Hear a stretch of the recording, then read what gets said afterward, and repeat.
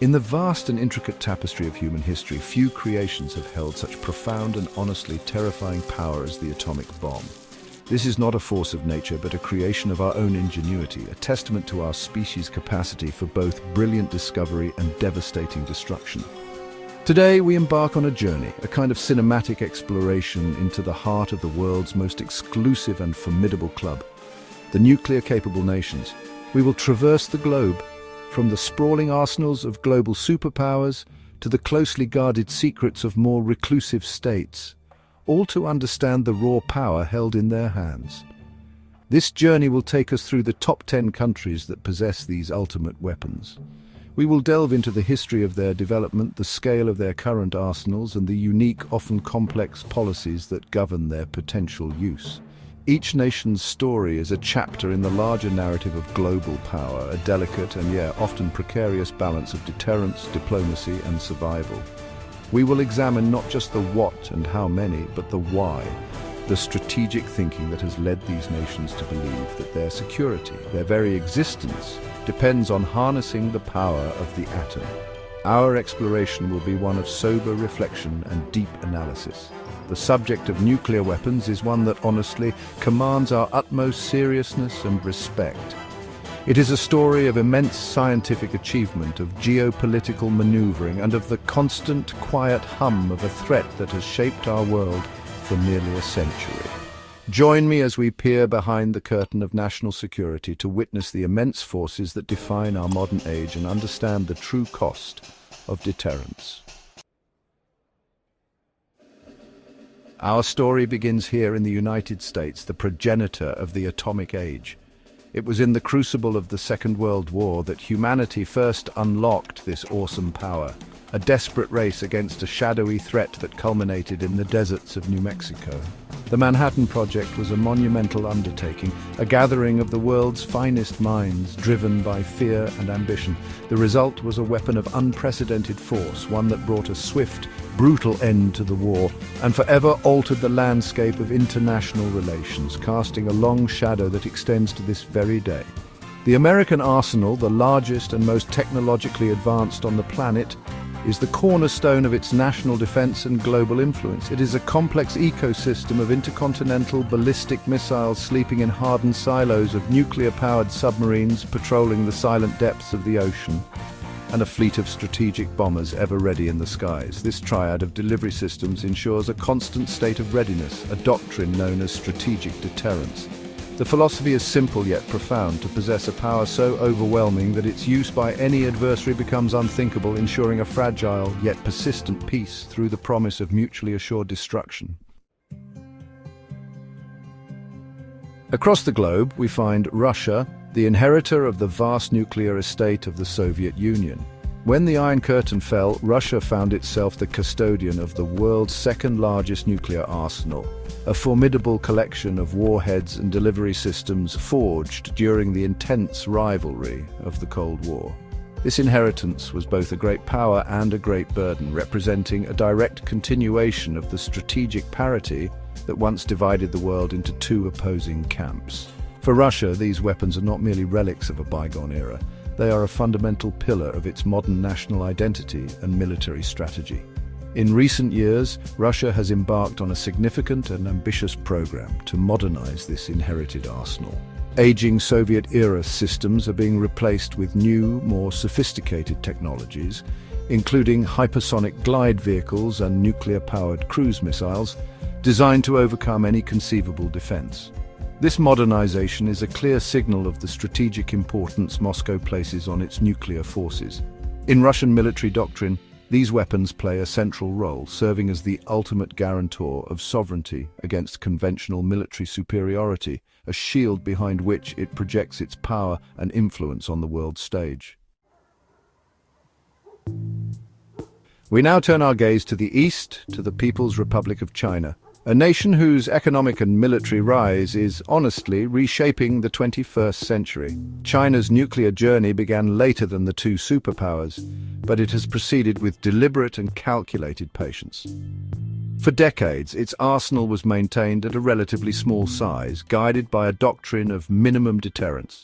The goal was not to match the vast stockpiles of the United States or Russia, but to possess a credible and survivable force capable of withstanding a first strike and delivering a devastating retaliatory blow. This is the essence of a second strike capability. However, the landscape is shifting. In recent years, China has been rapidly expanding and modernizing its nuclear forces at a pace unseen before. New silos are being constructed, its fleet of nuclear-powered ballistic missile submarines is growing, and its land-based missiles are becoming more numerous and more advanced. This build-up is transforming China from a regional nuclear power into a true global peer. While Beijing officially maintains a no-first-use policy, its growing arsenal provides it with greater strategic options and reinforces its status as a major player, profoundly influencing the security calculus of its neighbors and rivals across the Indo-Pacific. In the heart of Europe, we find France, a nation with a fiercely independent spirit that is deeply embedded in its nuclear posture. Following the Suez Crisis of 1956, French leaders concluded that they could not rely solely on the security guarantees of their allies, not even the United States. This led to the development of their own nuclear deterrent, the Force de Frappe, or Strike Force. This was a declaration of strategic autonomy, a statement that France's ultimate survival would remain firmly in French hands and French hands alone. France's nuclear doctrine is unique. It relies on a concept called dissuasion du faible au fort, or deterrence of the strong by the weak. The idea is that its arsenal, while smaller than those of the superpowers, is sufficient to inflict damage so catastrophic upon any aggressor that it would be considered unacceptable, thereby deterring an attack. Today, its force is primarily sea-based, carried by a fleet of advanced ballistic missile submarines, supplemented by air-launched cruise missiles. This focused, independent deterrent remains the ultimate insurance policy for French sovereignty and a key element of its national pride and strategic importance on the continent. Crossing the English Channel, we arrive in the United Kingdom, a nation whose nuclear identity is inextricably linked to the silent, unseen depths of the world's oceans. Like France, the UK's nuclear story is one of maintaining strategic independence while working within a close alliance. Its deterrent evolved from early air-based systems to its current singular focus, a fleet of 4 Vanguard-class submarines, which carry the nation's entire nuclear payload in the form of Trident 2D5 ballistic missiles. The British system is based on a principle of continuous at-sea deterrence. At every moment of every day, one of these submarines is on patrol, hidden somewhere in the vastness of the ocean, its location a closely guarded secret. Its mission is to remain undetected and ready, providing the ultimate guarantee of the nation's security. This submarine-based force is seen as the most survivable form of deterrence, immune to a surprise attack. For the United Kingdom, this silent, ever-present guardian is the final arbiter of its national security, a costly but, in its view, essential commitment in an uncertain world. Our journey now takes us to South Asia, a region where geopolitical tensions run deep and nuclear deterrence takes on a sharp, immediate reality. Here we examine Pakistan, a nation whose nuclear program was born directly from a perceived existential threat from its larger neighbor, India. Following India's 1974 nuclear test, Pakistani leaders embarked on a clandestine and determined quest to develop their own atomic capability, viewing it as the only reliable way to balance the conventional military superiority of their rival.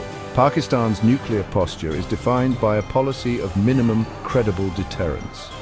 This doctrine is intentionally ambiguous, designed to keep its adversary guessing about the precise threshold for a nuclear response. Unlike India's no first-use pledge, Pakistan has made it clear that it reserves the right to use nuclear weapons first, particularly in the face of a large-scale conventional invasion that threatens the country's existence. Its arsenal is growing and diversifying, with a focus on tactical nuclear weapons for battlefield use, adding another complex and dangerous layer to the fragile security balance on the subcontinent. Across the border we find India, the world's largest democracy, and a nation with a uniquely philosophical approach to its nuclear status. India's first nuclear test in 1974 was described as a peaceful nuclear explosion reflecting a deep-seated reluctance to weaponize atomic energy. However, driven by security concerns, particularly regarding China and Pakistan, India conducted a series of further tests in 1998, formally declaring itself a nuclear weapons state. This decision was not taken lightly, but was seen as a necessary step to ensure its strategic autonomy in a complex neighborhood. Central to India's nuclear identity is its strict no-first-use policy. This is a solemn pledge to only ever use its nuclear weapons in retaliation to a nuclear attack on its territory or its forces. This doctrine is designed to be stabilizing, signaling that its arsenal is purely defensive in nature. India is developing its own nuclear triad with land-based missiles, air-launched bombs, and its first indigenous nuclear-powered ballistic missile submarine, the INS Arihant. The Indian program is a clear reflection of its strategic culture, a power that seeks regional security and stability, but is determined to possess the ultimate means to defend itself if necessary. We now travel to the Middle East, to a nation shrouded in strategic silence, Israel. Officially, Israel has never confirmed nor denied that it possesses nuclear weapons. This long-standing policy of nuclear ambiguity, or amimut, has been a cornerstone of its national security strategy for decades. It neither provokes its neighbors with an open declaration nor leaves them certain of its capabilities, creating a powerful and unique form of deterrence in one of the world's most volatile regions. While unconfirmed, it is widely believed by international experts that Israel developed nuclear weapons as early as the late 1960s. Viewing them as the ultimate insurance policy for its survival, a Samson option to be used only as a last resort if the state's existence were in mortal danger. The arsenal is thought to be sophisticated and diverse, deliverable by aircraft, land-based missiles like the Jericho series, and potentially submarine-launched cruise missiles. This silent, undeclared arsenal stands as a formidable and mysterious fortress, casting a long, quiet shadow over the complex power dynamics of the Middle East. Our journey now leads us to one of the most isolated and unpredictable nations on Earth, the Democratic People's Republic of Korea. For North Korea, the pursuit of nuclear weapons is not just a matter of strategy, it is central to the survival of its regime and its entire national ideology.